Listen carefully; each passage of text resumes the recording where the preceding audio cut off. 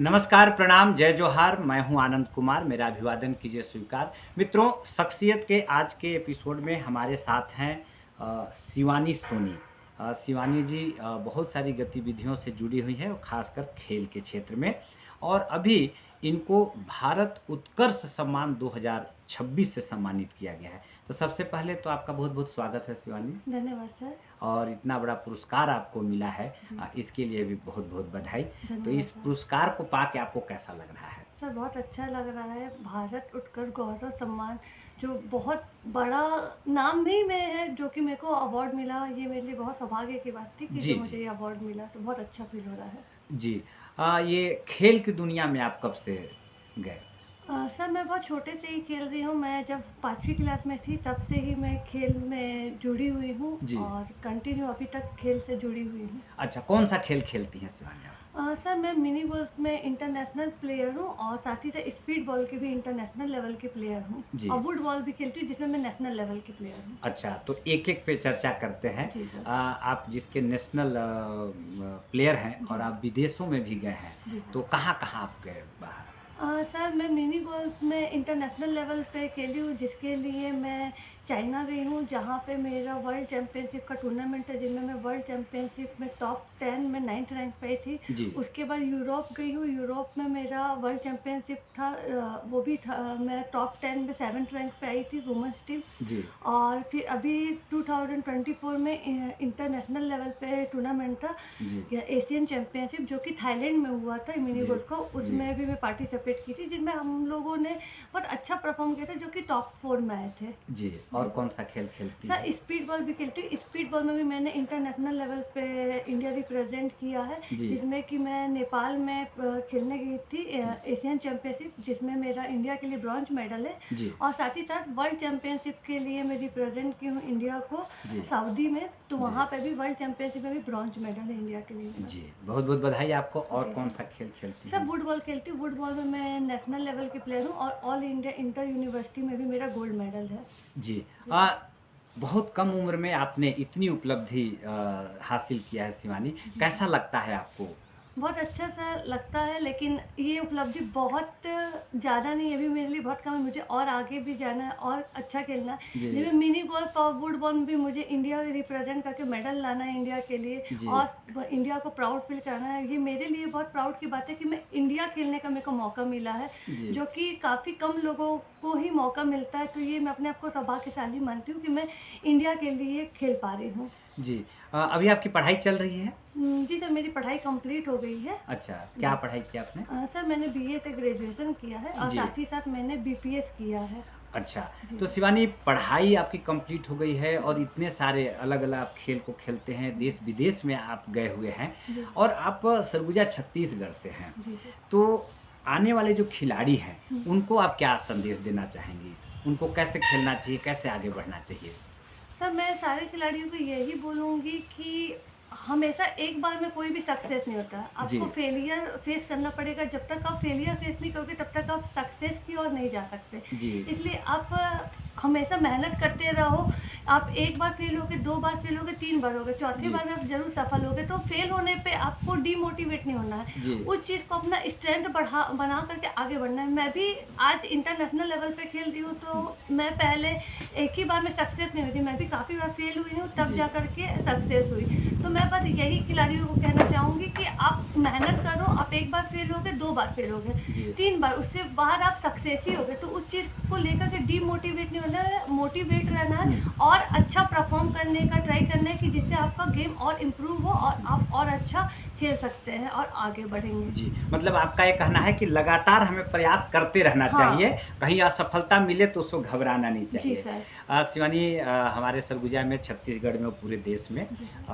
लड़कियों को, जो आप लड़की हैं जी। और आप इतना बड़ा मुकाम हासिल की हैं, उनको आप क्या कहना चाहेंगी, हमारी बहनों को, लड़कियों को?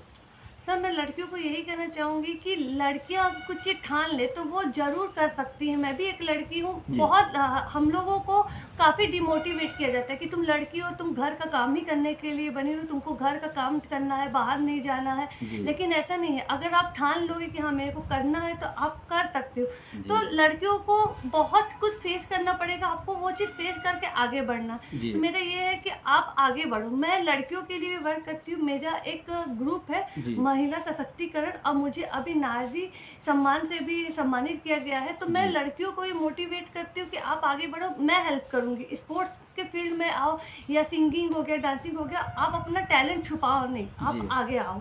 जी। तो ये जो आपका महिला समूह है, इसमें आप लोग क्या काम करती हैं? सर उसमें मैं जैसे जो विधवा महिला हैं, जो परित्यक्ता महिला हैं और जो लड़कियां जिनके फैमिली का सपोर्ट नहीं है, तो उनको मैं अपने समूह में रखती हूँ और उनको हम काम देते हैं कि वो काम करें, छोटा-मोटा काम करके वो अपना घर चला सकती हैं। जी, जी। मतलब वो अपना आर्थिक हाँ, सहायता मजबूती भी जी, है, सहायता भी मिले, इस पे भी आप काम करें। जी सर। शिवानी, इतना सारा काम, जी। खेल भी, समाज सेवा भी, ये कैसे संभव हो पाता है? कैसे टाइम निकालती हैं आप? बस सर खुद को सोचती हूँ कि जब जब मैं थी, जब मैं खेलने चाहती थी, जी। तो मेरे को सपोर्ट नहीं था उतना, जी। सिर्फ मम्मी का सपोर्ट था। मम्मी मेहनत करती थी, तो उनको देख कर के ही मेरे को मोटिवेशन मिला। तो आज मैं इस मुकाम पे हूँ कि मैं लोगों के लिए कुछ कर सकती हूँ। तो फिर मैं वहीं से कि हाँ, मेरे को लड़कियों को आगे बढ़ाना है, तो सोशल वर्क भी, स्पोर्ट्स भी, कि हाँ, मेरे को आगे बढ़ाना है, सबको लेकर के चलना है, तो ये मोटिवेशन ऑटोमेटिकली आ जाता है। जी। एक दौर था जी सर। जब लड़कियों पे बहुत प्रतिबंध होता था। जी। आज वैसा नहीं है। जी। आज पेरेंट्स चाहते हैं कि लड़कियां आगे बढ़ें और काफ़ी फ्रीडम भी है। जी सर। लेकिन इस फ्रीडम के साथ-साथ हमारे देश में बहुत सारी समस्याएँ आ रही हैं। आए दिन कुछ न कुछ, कहीं लव जिहाद का मामला है, कहीं लड़कियों का मर्डर का मामला है। तो इस तरह से जो क्राइम भी बहुत सारा हो रहा है। तो आप इस विषय पे क्या सोचती हैं? सर पहली बात तो लड़कियों को खुद में जागरूक होना चाहिए। अगर जी। लव जिहाद हो रहा है तो मैं किसी भी पर्टिकुलर रिलीजन को नहीं, नहीं, बोलना बिल्कुल चाहूँगी। नहीं, बिल्कुल नहीं। देखिए उनका वो अपने रिलीजन के बारे में जान रहे हैं। जी। हमारी लड़कियाँ वो अपने रिलीजन के बारे में नहीं जानती। जी। उनको सबसे पहले अपने रिलीजन के बारे में जानना है, अपने रिलीजन के बारे में पढ़ना चाहिए कि अगर हमारा भगवद गीता है, रामायण है, तो वो क्या लिखा है। आपको कोई भी छोटा सा भी एग्जाम्पल दे रहा है, गलत जी। भी, आप उसको मान ले रहे हो, उसको आप पढ़ोगे तब आप जानोगे, तो आपको कोई भी गुमराह नहीं कर सकता। जी। तो पहले आप अपने रिलीजन के बारे में जानो। हमारा रिलीजन बहुत बड़ा है, जी। हमारा सनातन धर्म जो कि सबसे बड़ा रिलीजन माना जाता है। जी। तो आप पहले अपने रिलीजन के बारे में जानो, उसके बाद हम किसी दूसरे रिलीजन के बारे में बोल सकते हैं कि हाँ वो गलत कर रहा है। जी। हम कैसे बोलते हैं, जब तक हमारी लड़कियां ही एजुकेटेड नहीं, तो हमारी लड़कियों को पहले एजुकेटेड होना चाहिए अपने रिलीजन के बारे में, जी। और उनको पहले माइंड में एक चीज़ क्लियर होना चाहिए कि उनको क्या करना है। जी। जैसे स्पोर्ट्स में जाना है, सिंगिंग में जाना है, स्टडी करना है, डांसिंग करना है, वो अपना क्लियर लेके चले कि हाँ जी। रिलीजन के बारे में जाने, वेल एजुकेटेड भी रहे और उनका गोल क्लियर हो। जी। तो मैं बस यही कहूँगी बाकी लड़कियों को कि वो अपना गोल क्लियर रखें और जी। अपने रिलीजन के बारे में पढ़ो कि आपका कोई ब्रेन वॉश ना कर सके। जी। अगर आप अपने रिलीजन के बारे में जानोगी, तो आपके रिलीजन के बारे में अगर कोई कुछ गलत बोल रहा है, जी। तो आप उनको जवाब दे सकती हो। अगर आप खुद नहीं जानोगे तो आप कुछ बोलोगी नहीं, तो वो आपका ब्रेन वॉश ही करेंगे। जी, तो आपका संदेश ये है कि हमको अपने उद्देश्य पे ध्यान रखना जी, चाहिए, सर। इधर-उधर हम ना भटके, जी, सर। क्योंकि हम लोग भारत देश में हैं। जी, सर। यहाँ पे हिंदू, मुस्लिम, सिख, ईसाई आपस में हाँ, भाई-भाई का नारा लगाते कुटुंबकम। हैं। वसुधम वसुधैवकम कुटुंबकम का यहाँ पे नारा लगता नारा है। लगता है।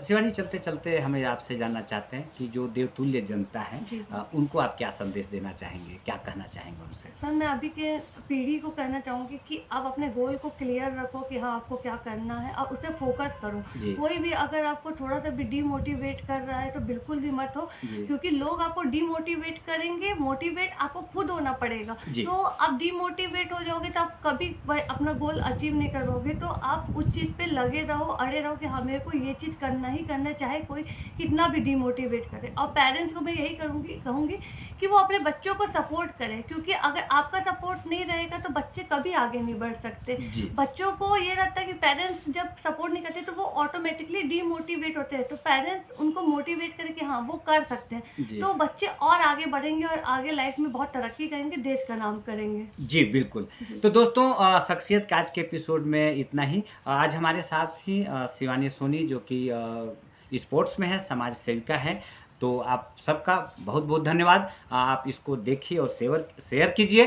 अगले एपिसोड में फिर एक नए शख्सियत से मुलाकात होगी। शिवानी, बहुत बहुत धन्यवाद आपका धन्यवाद। समय देने के लिए। सभी को प्रणाम।